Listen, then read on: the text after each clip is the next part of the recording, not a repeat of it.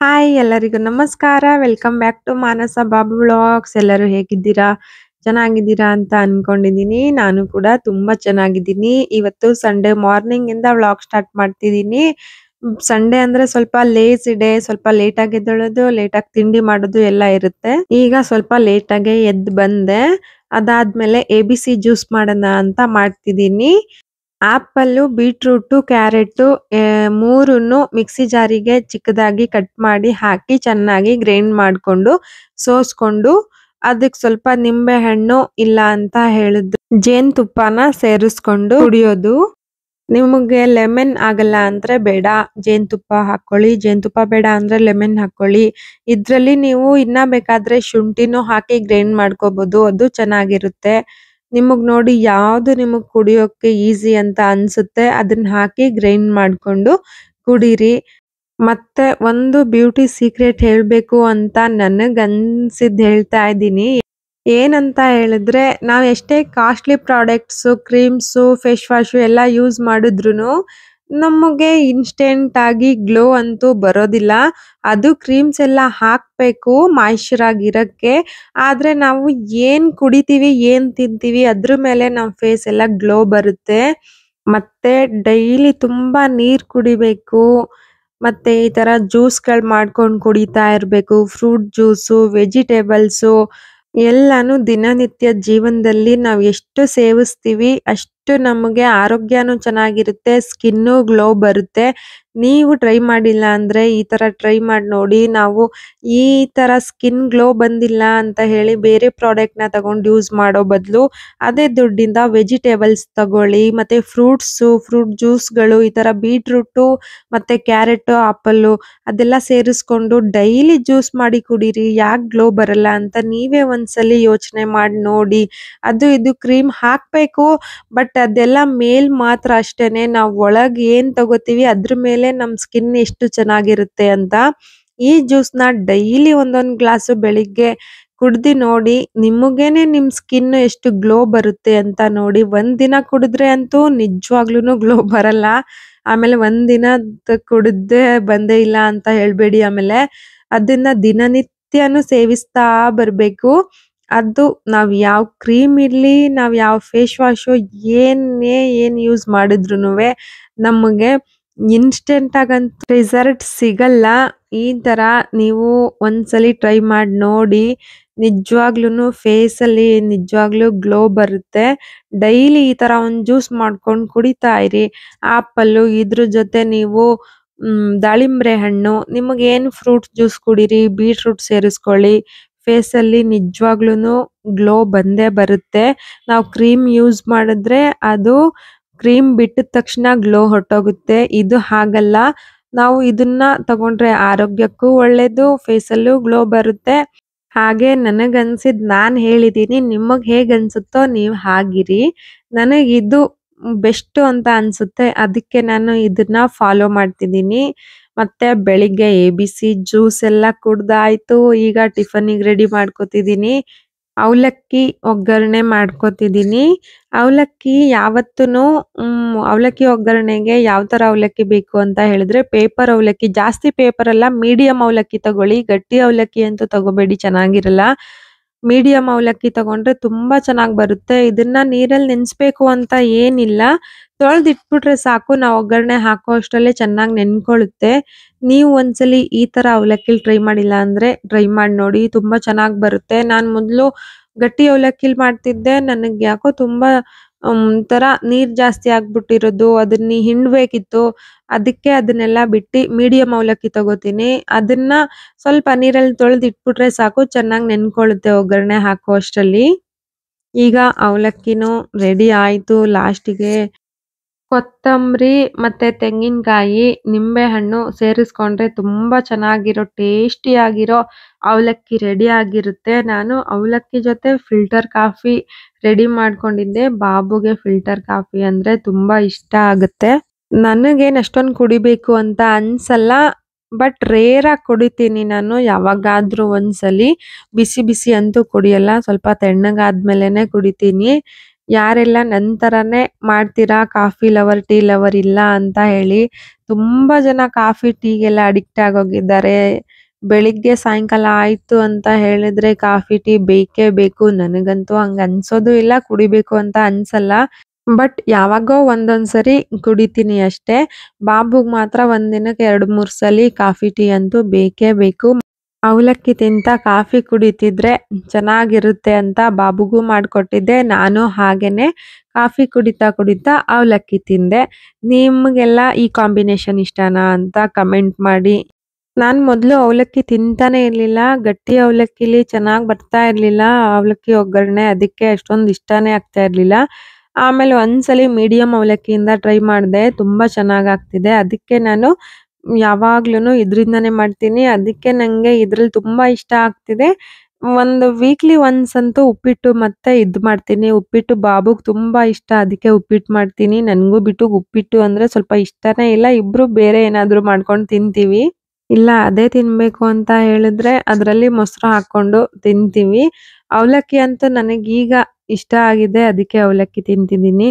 ಮತ್ತೆ ಈಗ ಕಾಫಿ ಕುಡ್ಕೊಂಡು ಸ್ವಲ್ಪ ಹೊತ್ತು ಆಟ ಆಡ್ಕೊಂಡು ನಾನು ಬಿಟ್ಟು ಕೂತಿದ್ವಿ. ಅಷ್ಟ್ರಲ್ಲಿ ಏನಾಯ್ತು ಅಂತ ಹೇಳಿದ್ರೆ ಬಾಬು ಫೋನ್ ಮಾಡಿದ್ರು. ಅವ್ರು ಹೊರಗೋಗಿದ್ರು. ಲೂಲು ಮಾಲ್‌ನಲ್ಲಿ ಆಫರ್ ಬಿಟ್ಟಿದ್ದಾರೆ ಏನೇನೋ ನೋಡೋದಿದ್ರೆ ಬನ್ನಿ ಅಂತ ಕರೆದ್ರು. ಆಮೇಲೆ ಏನ್ ಮಾಡಿದ್ವಿ ಬೇಗ ಬೇಗ ರೆಡಿ ಆಗಿ ಎದ್ದು ಬಿದ್ದು ಓಡಿದ್ವಿ. ಅಲ್ಲೇ ಚೇತು ಅಣ್ಣ ಮತ್ತೆ ಚೈತ್ರ ಅವ್ರುನು ಬಂದಿದ್ರು. ಆಫರ್ ಇತ್ತಲ್ಲ ನೋಡೋಣ ಏನೇನ್ ಆಫರ್ ಇದೆ, ಏನಾದ್ರೂ ಇಷ್ಟ ಇದ್ರೆ ತಗೊಂಡ್ ಬರೋಣ ಅಂತ ನೋಡಕ್ ಹೋಗಿದ್ವಿ ಎಲ್ಲಾ ಸೇರಿ. ಯಪ್ಪಾ ಅಲ್ಲಿ ಜನ ಅಂದ್ರೆ ಜನ, ನಿಜವಾಗ್ಲೂ ಎಷ್ಟು ಜನ ಅಂತ ಹೇಳಿದ್ರೆ ಯಾವ ಮಾರ್ಕೆಟ್ ಅಲ್ಲೂ ಇರಲ್ಲ ಅಷ್ಟು ಜನ ತುಂಬಿದ್ರು. ನಮಗಂತೂ ಏನು ಸರಿಯಾಗಿ ನೋಡಕ್ಕೂ ಆಗಲ್ಲ, ಏನು ತಗೊಂಡೋಗಕ್ಕೂ ಆಗ್ಲಿಲ್ಲ. ನಾವೇನು ಅಷ್ಟ್ ತಗೊಂಡು ಇಲ್ಲ. ಸುಮ್ನೆ ಸರಿಯಾಗಿ ನೋಡಕ್ಕೆ ಆಗಲ್ಲ. ಏನ್ ತಗೋತೀರಾ ಹೇಳಿ ಅಲ್ಲಿ? ಅದಕ್ಕೆ ಏನು ಜಾಸ್ತಿ ತಗೊಂಡಿಲ್ಲ. ಸುಮ್ನೆ ನೋಡ್ಕೊಂಡು ಸುಮ್ನೆ ಬಂದ್ವಿ. ಚೈತ್ರ ಅವರು ಒಂದು ಹೇರ್ ಡ್ರೈಯರ್ ಒಂದು ತಗೊಂಡ್ರು. ನಾನು ಮೊದ್ಲೇ ಇತ್ತು ಮನೆಯಲ್ಲಿ, ನಾನೇನ್ ಜಾಸ್ತಿ ಹೇರ್ ಡ್ರೈ ಮಾಡಲ್ಲ ಅಂತ ಹೇಳಿ ತಗೊಂಡಿಲ್ಲ ನಾನು. ಮತ್ತೆ ಈಚೆ ಬಂದ್ವಿ. ಈಗ ಈಚೆ ವೆದರ್ ಅಂತೂ ತುಂಬಾ ಚೆನ್ನಾಗಿತ್ತು. ಅಲ್ಲಿ ಬಂದು ವೆದರ್ ಎಲ್ಲ ನೋಡ್ಕೊಂಡು ಸ್ವಲ್ಪ ಹೊತ್ತು ಕೂತ್ಕೊಂಡು ಬಿಟ್ಟು ಅಂತೂ ಚೆನ್ನಾಗ್ ಆಟ ಆಡ್ತಿದ್ದ. ಅಲ್ಲಿ ಈಚೆ ಜಾಗ ಇದೆಯಲ್ಲ ಅಲ್ಲಿ ತುಂಬಾ ಚೆನ್ನಾಗ್ ಆಟ ಆಡ್ತಿದ್ದ. ವೆದರ್ ನೋಡಿ ಹೇಗಿದೆ, ತುಂಬಾ ಚೆನ್ನಾಗಿತ್ತು. ಹೆಂಗೋ ಮಳೆ ಅಂತೂ ಬಂದಿಲ್ಲ. ನಮಿಗ್ ಹೊರಗೆ ಹೋಗೋ ಪ್ಲಾನ್ ಏನ್ ಇರ್ಲಿಲ್ಲ. ಮನೇಲೇನೆ ನಾನ್ ವೆಜ್ ಮಾಡ್ಕೊಂಡು ತಿನ್ಕೊಂಡು ಇರೋಣ ಅಂತ ಪ್ಲಾನ್ ಇತ್ತು. ಅದಾದ್ಮೇಲೆ ಬಾಬು ಸಡನ್ ಆಗಿ ಫೋನ್ ಮಾಡಿ ಹೇಳಿದ್ರು. ಮತ್ತೆ ಚೈತ್ರ ಅವ್ರುನು ಅಲ್ಲೇ ಹೋಗಿದ್ರಲ್ಲ ಅವರು ಹೇಳಿದ್ರು. ಅದಾದ್ಮೇಲೆ ಹೋಗ್ ಬರೋಣ ಒಂದ್ ರೌಂಡು ಅಂತ ಹೇಳಿ ನಾನು ಬಿಟ್ಟು ರೆಡಿ ಆಗಿ ಆಟೋದಲ್ಲಿ ಹೋದ್ವಿ ಅಲ್ಲಿ. ಅದಾದ್ಮೇಲೆ ನೋಡಿ ಇಷ್ಟೆಲ್ಲ ನೋಡ್ಕೊಂಡು ಒಳಗ ಆ ರಶ್ ಅಲ್ಲಿ ಜನದಲ್ಲಿ ಏನು ನೋಡಕ್ಕಾಗಿಲ್ಲ. ಎಲ್ಲಾನು 50% ಆಫರ್ ಬಿಟ್ಟಿದ್ರು ಅಂತ ಹೇಳಿ ಇರೋ ಬರೋ ಜನ ಎಲ್ಲ ಅಲ್ಲೇ ಬಂದು ತಗೊಳಕ್ಕೆ ಅಂತ ಬಂದಿದ್ರು. ಅದ್ರಲ್ಲಿ ನಾವು ಕೂಡ ಒಬ್ರು ಹೋಗಿದ್ವಿ. ಆದ್ರೆ ನೋಡಕ್ಕಾಗಿಲ್ಲ. ಬಟ್ ರೇಷನ್ ಅಲ್ಲಂತೂ ನೋಡ್ಬೇಕಿತ್ತು ನೀವು. ಎಷ್ಟು ಜನ ತುಂಬ್ಕೊಂಡಿದ್ರು ಅಂದ್ರೆ ನಾವ್ ಅದ್ರಲ್ಲಿ ಹೋಗೂ ಇಲ್ಲ ಜನ ನೋಡ್ಕೊಂಡು. ಅದಾದ್ಮೇಲೆ ಅಲ್ಲಿ ಬಿಲ್ಲಿಂಗಿಗಂತೂ ಫುಲ್ ಲೈನ್ ಅಷ್ಟಷ್ಟು ಉದ್ದ ನಿಂತಿದ್ರು. ಅದ್ ನೋಡಿನೇ ಇವತ್ತೊಳಗ್ ಹೋದ್ವಿ ಅಂದ್ರೆ ಈಚೆ ಅಂತೂ ಬರಲ್ಲ ನಾವು, ಬೇಡ ಅಂತ ಹೇಳಿ ಅಲ್ಲಿ ಹೋಗೇ ಇಲ್ಲ. ಅದಾದ್ಮೇಲೆ ಸ್ವಲ್ಪ ಬಿಟ್ಟು ಜೊತೆ ಈಚೆನೆ ಚೆನ್ನಾಗಿ ಆಟ ಆಡ್ಕೊಂಡು ಓಡಾಡ್ಕೊಂಡು ಕೂತ್ಕೊಂಡು ಸ್ವಲ್ಪ ಚಿಟ್ ಚಾಟ್ ಮಾಡ್ಕೊಂಡು ಆಮೇಲೆ ನಾವು ಚಿಕನ್ ರೋಲ್ ತಗೊಂಡಿದ್ವಿ. ಮತ್ತೆ ಚೈತ್ರ ಅವರು ವೆಜ್ ರೋಲು. ಅವ್ರು ಸ್ವಲ್ಪ ಪೂಜೆ ಮಾಡಿಸ್ತಿದಾರಂತೆ. ಅದಕ್ಕೆ ಅವರು ವೆಜ್ ತಿಂದ್ರು. ನಾವು ನಾನ್ ವೆಜ್ ತಿನ್ಕೊಂಡು ರೋಲ್ ತಿನ್ಕೊಂಡು ವಾಪಸ್ಸು ಮನೆಗ್ ಬಂದ್ವಿ. ಚಿಕನ್ನು ಬಾಬು ಬೆಳಿಗ್ಗೆನೆ ತಂದಿ ಕೊಟ್ಟಿದ್ರು. ಬಟ್ ಮಾಡಕ್ಕಾಗಿರ್ಲಿಲ್ಲ. ಈಗ ಚಿಕನ್ ಗೀ ರೋಸ್ಟ್ ಮಾಡೋಣ ಅಂತ ರೆಡಿ ಮಾಡ್ಕೊತಿದ್ದೀನಿ. ಅಲ್ಲಿಂದ ಬಂದು ಸಾಕಾಗಿತ್ತು. ಬಟ್ ಆದ್ರೂನು ಮಾಡಿ ತಿನ್ಬೇಕು. ನಮಗ್ ಹೊರಗ್ ಸ್ವಲ್ಪ ಅಷ್ಟೊಂದ್ ಇಷ್ಟ ಆಗಲ್ಲ. ಅದಕ್ಕೆ ಅಂತ ನಾವು ಮನೆಗೆ ಬಂದು ಎಷ್ಟೊತ್ತಿದ್ರುನು ಮಾಡ್ಕೊಂಡು ತಿಂತೀವಿ. ಸ್ವಲ್ಪ ಅರ್ಧ ಕೆಜಿಯಿಂದ ಜಾಸ್ತಿನೇ ಇದೆ ಚಿಕನ್ನು. ಅದಕ್ಕೆ ಮೊಸರು ಹಾಕೊಂಡಿದೀನಿ, ನಿಂಬೆ ರಸ ಹಾಕೊಂಡಿದೀನಿ, ಅರ್ಶಿನದ ಪೌಡರು ಮತ್ತೆ ಚಿಲ್ಲಿ ಪೌಡರು ಹಾಕಿದ್ದೀನಿ. ಸ್ವಲ್ಪ ಉಪ್ಪು ಹಾಕೊಂಡು ಚೆನ್ನಾಗಿ ಮಿಕ್ಸ್ ಮಾಡ್ಕೊಳ್ಳಿ. ಗಟ್ಟಿ ಮೊಸರು ಹಾಕೊಳ್ಳಿ. ನಾನು ಕಾಫಿ ಸೋಸೋದ್ರಲ್ಲಿ ಮೊಸರು ಹಾಕಿ ಸ್ವಲ್ಪ ಹೊತ್ತು ಇಟ್ಟಿದ್ದೆ. ಅದು ನೀರೆಲ್ಲ ಹೋಗಿ ಗಟ್ಟಿ ಮೊಸರು ಆಗುತ್ತೆ. ಅದಾದ್ಮೇಲೆ ಚೆನ್ನಾಗಿ ಮಿಕ್ಸ್ ಮಾಡ್ಕೊತಿದ್ದೀನಿ. ಮಿಕ್ಸ್ ಮಾಡ್ಕೊಂಡು ಒಂದ್ ಸ್ವಲ್ಪ ಹೊತ್ತು ಅದನ್ನ ಸೈಡಲ್ಲಿ ಎತ್ತಿ ಇಟ್ಬಿಡಿ, ಅದು ನೆನಿತಾ ಇರ್ಲಿ. ಅಷ್ಟರಲ್ಲಿ ನಾವು ಇದಕ್ಕೆ ಮಸಾಲೆ ರೆಡಿ ಮಾಡ್ಕೋಬೇಕು. ಅದು ಮಸಾಲೆ ರೆಡಿ ಮಾಡ್ಕೊಳ್ಳೋಣ. ಒಂದು ಬಾಣ್ಲಿ ಇಟ್ಕೊಂಡು ಅದ್ರಲ್ಲಿ 2 ಟೇಬಲ್ ಸ್ಪೂನು ಧನಿಯಾ ಹಾಕೊಂಡಿದ್ದೀನಿ. ಮತ್ತೆ 1 ಟೇಬಲ್ ಸ್ಪೂನು ಜೀರಿಗೆ, 1 ಟೇಬಲ್ ಸ್ಪೂನು ಸೋಂಪು, 1 ಟೇಬಲ್ ಸ್ಪೂನು ಕರಿಮೆಣಸು, ಮತ್ತೆ ಒಂದು 4-5 ಒಣಗಿರೋ ಮೆಣಸಿನ್ಕಾಯಿ ಹಾಕೊಂಡಿದ್ದೀನಿ. ಅದಾದ್ಮೇಲೆ ಸ್ವಲ್ಪ ಒಂದ್ 2-3 ಕಡ್ಡಿ ಕರಿಬೇವು ಹಾಕೊಳ್ಳಿ. ಇದನ್ನೆಲ್ಲ ಚೆನ್ನಾಗಿ ರೋಸ್ಟ್ ಮಾಡ್ಕೋಬೇಕು. ಚೆನ್ನಾಗಿ ರೋಸ್ಟ್ ಆಗೋವರ್ಗುನು ರೋಸ್ಟ್ ಮಾಡ್ಕೊಳ್ಳಿ. ಇವತ್ತು ವಾಯ್ಸ್ ಹೇಗ್ ಚೆನ್ನಾಗಿ ಕೇಳಿಸ್ತಿದ್ಯಾ ಅಂತ ಕಮೆಂಟ್ ಮಾಡಿ. ಹೊಸ ಮೈಕ್ ತಗೊಂಡಿದ್ದೀನಿ, ಅದ್ರಲ್ಲೇ ರೆಕಾರ್ಡ್ ಮಾಡ್ತಿದ್ದೀನಿ ಇವತ್ತು. ಮೊದಲು ಸ್ವಲ್ಪ ವಾಯ್ಸು ಲೋ ಅಂತ ಅನ್ನಿಸ್ತಿತ್ತು, ಅದಕ್ಕೆ ಅಂತ ಹೇಳಿ ಒಂದು ಹೊಸ ಮೈಕ್ ತಗೊಂಡಿದ್ದೀನಿ. ಅದ್ರಲ್ಲಿ ವಾಯ್ಸ್ ಚೆನ್ನಾಗಿ ಬರ್ತಿದ್ಯಾ ಹೇಗೆ ಅಂತ ಕಮೆಂಟ್ ಮಾಡಿ ಹೇಳಿ. ಈಗ ಅದೆಲ್ಲ ಚೆನ್ನಾಗಿ ರೋಸ್ಟ್ ಆಯ್ತು. ಮತ್ತೆ ಸ್ವಲ್ಪ ಹೊತ್ತಿಗೆ ಮುಂಚೆ ಬ್ಯಾಡಗೆ ಮೆಣಸಿನ್ಕಾಯಿನ ಬಿಸಿನೀರಲ್ಲಿ ನೆನೆಸಿ ಇಟ್ಕೊಂಡಿದ್ದೆ, ಅದನ್ನ ಹಾಕೊಳ್ಳಿ. ನೆನೆಸಿಟ್ರೆ ತುಂಬಾ ಚೆನ್ನಾಗಿ ಪೇಸ್ಟ್ ಆಗುತ್ತೆ ಅದಕ್ಕೆ. ಮತ್ತೆ ಶುಂಠಿ ಬೆಳ್ಳುಳ್ಳಿ ಹಾಕೊಂಡೆ. ಅದಾದ್ಮೇಲೆ ಏನ್ ರೋಸ್ಟ್ ಮಾಡ್ಕೊಂಡು ಇಟ್ಕೊಂಡಿರ್ತೀವಿ ಅದನ್ನ ಹಾಕಿ ಚೆನ್ನಾಗಿ ನುಣ್ಣಗೆ ಪೇಸ್ಟ್ ಮಾಡ್ಕೊಳ್ಳಿ. ತರಿ ತರಿ ಬೇಡ, ಚೆನ್ನಾಗಿರಲ್ಲ. ನುಣ್ಣಗೆ ಚೆನ್ನಾಗಿ ಪೇಸ್ಟ್ ಮಾಡ್ಕೊಂಡು ಅದಾದ್ಮೇಲೆ ನಾವು ಮಾಡ್ತಿರೋದು ಘೀ ರೋಸ್ಟ್ ಅಲ್ವಾ, ಅದಕ್ಕೆ ಅಂತ ಒಂದು ಬಾಣ್ಲಿ ಇಟ್ಕೊಂಡು ಅದ್ರಲ್ಲಿ 1-2 ಟೇಬಲ್ ಸ್ಪೂನು ಘೀ ಹಾಕೊಳ್ಳಿ. ಘೀ ಹಾಕೊಂಡು ಮಸಾಲೆನ ಅದ್ರಲ್ಲಿ ಹಾಕೊಳ್ಳಿ. ನಾವು ಘೀ ರೋಸ್ಟ್ ಮಾಡಕ್ಕೆ ಏನ್ ಮೇನ್ ಆಗಿ ಬೇಕು ಅಂತ ನಾನ್ ಹೇಗ್ ಮಾಡ್ತೀನಿ ಅಂತ ಹೇಳಿದ್ರೆ, ಮಸಾಲೆ ಚೆನ್ನಾಗಿ ತುಪ್ಪದಲ್ಲಿ ಹಾಕಿ ಹುರ್ಕೋಬೇಕು. ನಾವು ಮಸಾಲೆ ಹೇಗೆ ಹುರಿತೀವಿ ತುಪ್ಪದಲ್ಲಿ ಅದ್ರಿಂದಾನೇ ಟೇಸ್ಟ್ ಬರೋದು.